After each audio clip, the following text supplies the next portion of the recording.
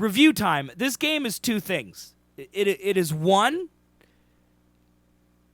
It is a video game where you make deliveries across a terrain that is modified and changed dynamically based on your actions and the actions of other players online. And it is one of the coolest concepts I've ever seen. We're going to get to that. The second thing it is a movie. It is, if you just took, someone could take this, trim out all the deliveries, and piece together the story, and this could be a movie.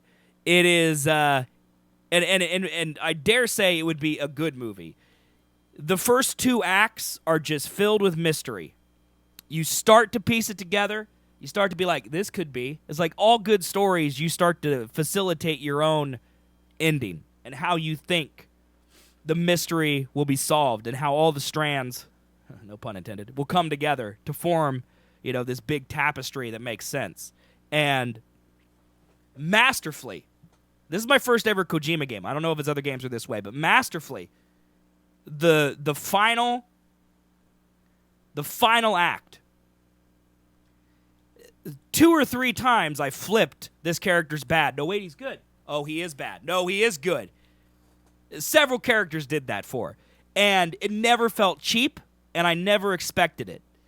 And the only thing we really called that surprised me was, or I think that was supposed to surprise me, was that Sam, the main character, is the original BB.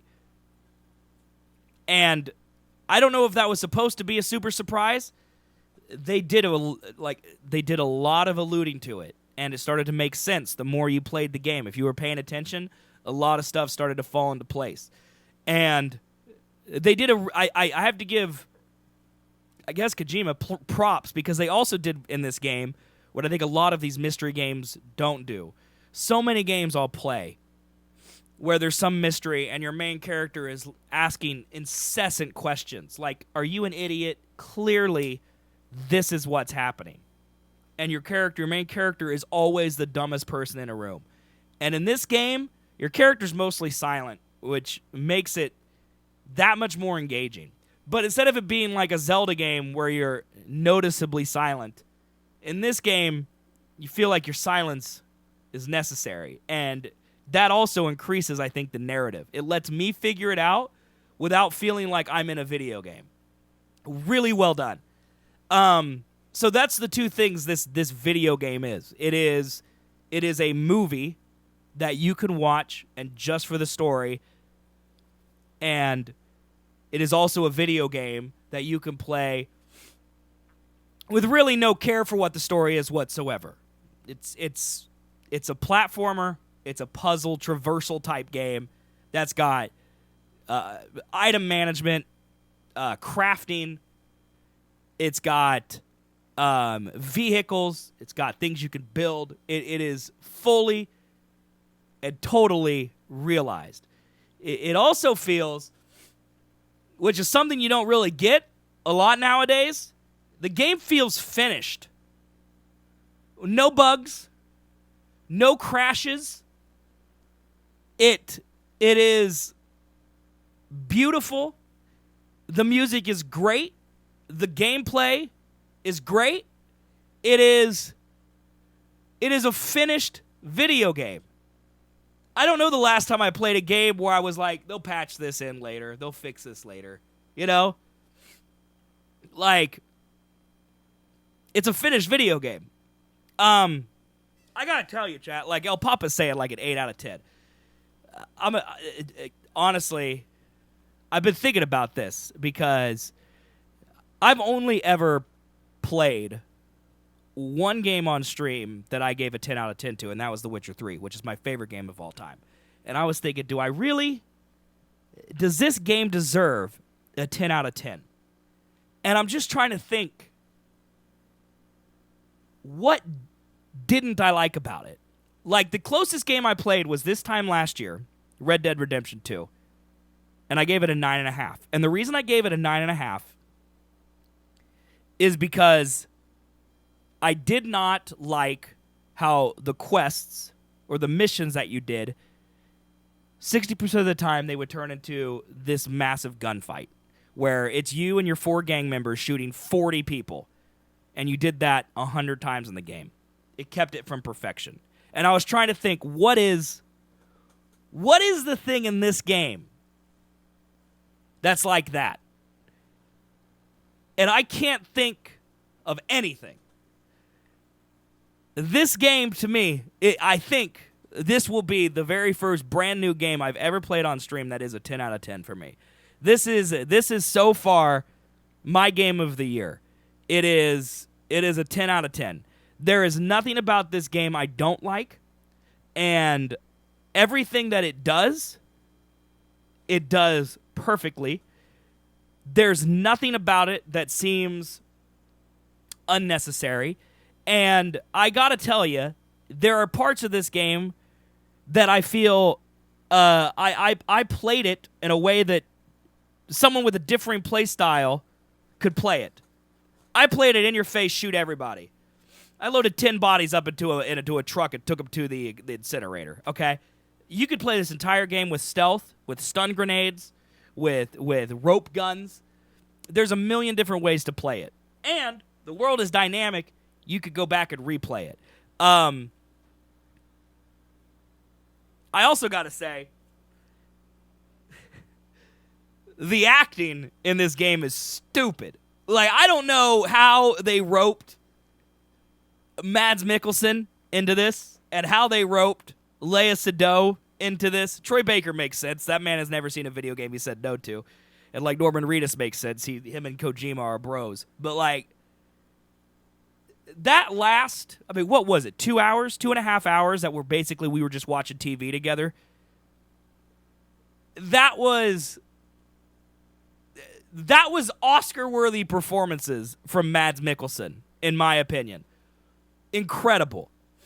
The man deserves recognition for that, and sadly, I don't think he's going to get it because it's at the very end of the game. Like, he's so great, dude. Will I ever replay it? I'll tell you what, Zor. If I owned this game, I'd play it in my free time. This game, I would absolutely play this game in my free time, make all the deliveries, try to 100% it. Absolutely, I would. I loved it that much. And the reason I would do that, and I'll tell you why, this game does something that I hope more games steal. And this is honestly, I think, the thing, because you write this on paper, you're like, you're literally just delivering packages. Like, this is Fetch Quest the game, chat. Like, that's what it is. It's Fetch Quest the game. And that should not be fun. And the reason that it's fun is because they take all of the enhancements that people do in their game. Like, man, it'd be nice to have a generator here. I'm going to build one. Well, then they take that generator out of that person's game and they put it into your game. And then you like that. And then the more likes it gets, the more games it appears in. And then you all work together to upgrade that. And that works with bridges and generators and post boxes where you can share items and zip lines and timefall shelters that heal your items and private rooms where you can relax and drink beer. Like, that is the coolest concept ever. Like, when I turned this game off on Friday and it was an empty world, and then I turned it back on Saturday and loaded in, and not only had they built roads, they had built interstates based off items that I and other people that were playing the game contributed. Dirt paths showed up. The more people that walked in the same area, the more worn the ground got. Places that were just littered with rocks everywhere. Completely unbuilt world. Then had pathways going through them where rocks disappeared and eroded away so you could drive your motorcycle through because that's how the game was made. It's actually so cool. And that made it so, yes, you're just going from this guy to this guy and literally delivering a pizza. Like, yes, that's what you're doing. But the journey that's doing it, and going through and seeing everybody's stuff that everybody made is such an experience. And knowing that even if, hey, I'm going to take these things with me so I can build stuff for people later and make their lives easier. Like, I think it was Monday when we had all the zip lines. And I started zip lining from a mountaintop to a mountaintop. And I'm like, dude, I'm going to build a third zip line to make it from this mountaintop over to this mountaintop. And then people like it, and I get 3,000 likes on my zip line. And I know that someone's like, God bless this man for building this zip line. And it's just so cool. No other game does that. And I love it. And that and the fact that just looting is fun. It's fun. And then you throw in the movie stuff. This game's a 10 out of 10. It is the only flaw I could possibly find in this game is that I wish they would let me listen to music anywhere I was. And that would be cool. I kind of understand why they don't. One, they probably have to pay more money if they allow that. Two, Kojima kind of sets the playlist for the entire game. So if you're listening to your own music, do they just like fade that out and fade in their music? You know, like kind of be cool for the end game, but I understand. That's literally, and that's such a small little tiny little complaint. It's not even really a complaint. I think it's supposed to be. Yeah, Zor just said it. It's meant to be that way. And like that's super cool. But yeah, Death Stranding, 10 out of 10 for me. It's so far it's my game of the year. This game, The Outer Worlds, couple and tomorrow, hopefully, God knock on wood, respawns Jedi Fallen Order. This past 4 or 5 weeks of games should be incredible. So I'm loving it. Love Death Stranding. I'm drinking that Kojima Kool-Aid. So if you watch this on YouTube, thank you very much. Appreciate it. Subscribe to the channel. Lots of videos every day, clearly. Look at them all. Or you can stop by and see me live over twitch.tv/zswiggs, where I'm live every day at 10 a.m. Eastern Time, 1600 Central European. And I'd love to see you and show you my forehead. All right? So thank you for watching if you did watch this on YouTube.